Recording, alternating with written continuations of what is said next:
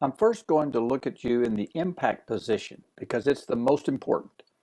Everything the ball does, how far it goes, how high it goes, how much it spins and curves, is a direct response to the laws of physics and motion at the brief moment of impact. On the left is Tiger hitting an iron. This is video I took at last year's US Open. On the right is Grant Wade hitting the driver. Grant was a PGA Tour player during the 90s and now is one of the top instructors of tour players. Grant's teaching partner is a good friend of mine, Joe Mayo, who lives in Las Vegas.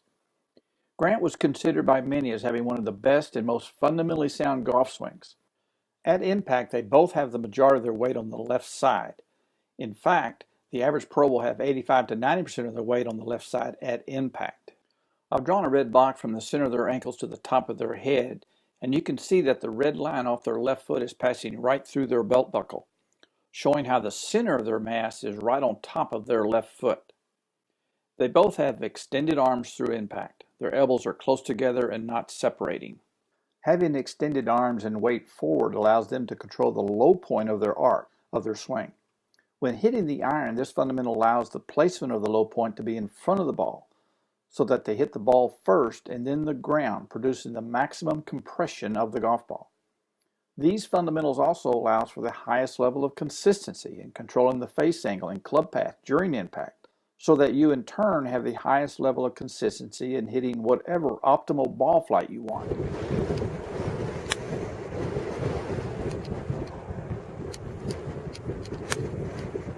Is that your best one today? That was probably your best, didn't it? That was hit really well.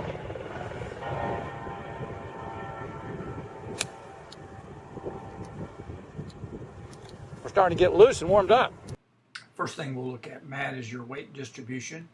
You can see how Grant has the center of his body on top of his left foot. He's definitely has the huge majority of his weight on his left side.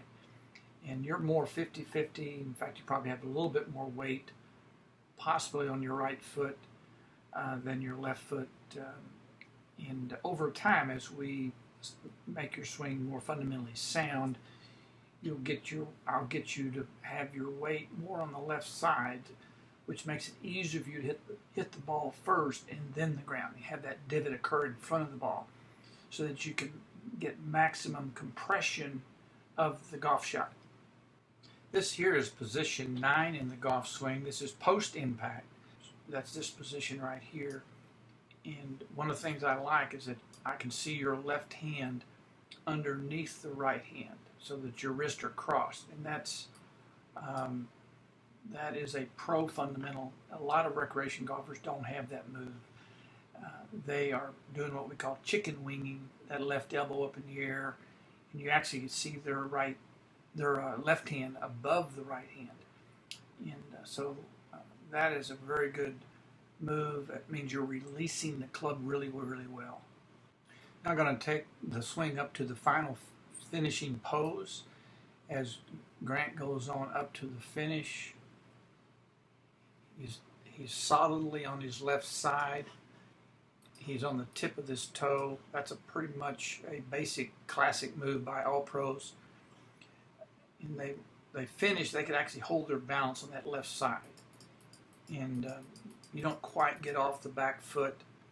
And so one of the things that we will work on next is how to finish in the pro finish and get all the way up to this end of, so that you're right on top of that foot with your entire body, and that you are facing the target with your hips and your knees. Everything is facing the target, and you're on the back of that, on the tip of your toe of your back foot. That'll be the next thing that we work on to finalize your swing. Now let's look at some of the positions prior to impact that might contribute to either getting into a good impact position or failing to get into a good impact position. If at the beginning of the swing, position 1, Grant has a little bit more weight on his left side than he does his right, so that he has his center of his hip and shoulder right on top of that left foot. So he has about 55% of his weight on his left side at the beginning. And you've got more 50-50 balance there. As we take the club back, when Grant gets to the 3 position, which is when the left arm is parallel to the ground, he has kept his hip and shoulder right on top of that foot. He hasn't swayed to the right. And then as you take it back, you do a pretty good job of rotating around your axis, center axis there.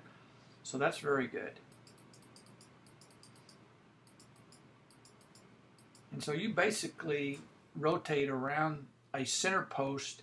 It's almost as if your stable axis is right in between your feet. Grant's stable axis is off his left side. And so you're both rotating around a stable axis. It's just that yours is in the center of your feet and needs to be more to the left side. There's some drills that I can show you to learn how to get your swing axis over to your left side instead of the center. The only change I've really made in your full swing is your grip. You had a tendency to hit everything to the right, kind of weak to the right, and they weren't going very far. And there's two or three fundamentals that are missing in your swing that contribute to that, but the number one was your grip. And I made one change in your grip. I'll make other changes down the road, but right now I wanted you to get more comfortable with the left hand being rotated more into a stronger position.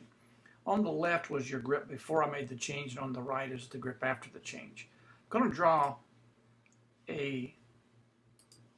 if you look at this crease between your thumb and hand, and this crease between your thumb and hand of the two hands, I'm going to draw an arrow through the crease and in that direction. That crease is pointing right up the arm, and then I'm going to draw a line to show where this crease is pointing. It's pointing more here. And what I wanted is to have that crease pointing more parallel to the same direction that the crease of the other hand is. And so this is now the change, and the two creases now are a lot closer to being parallel to each other and both pointing to the right side, between your right ear and right shoulder. That change allowed you to rotate the club through a little bit better, a little bit faster. The club had a chance to be square, so the ball would start on line. And when it approached it square, it didn't give it a glancing oblique blow to the ball, but a more direct hit into the ball. And so you transfer the swing speed to the ball much better, more efficiently, and so the ball would spring off of the face of the club with maximum ball speed, and that's why you started hitting it so much further. That's the best shot you hit today. Off the ground is super. Good. That started a little straighter.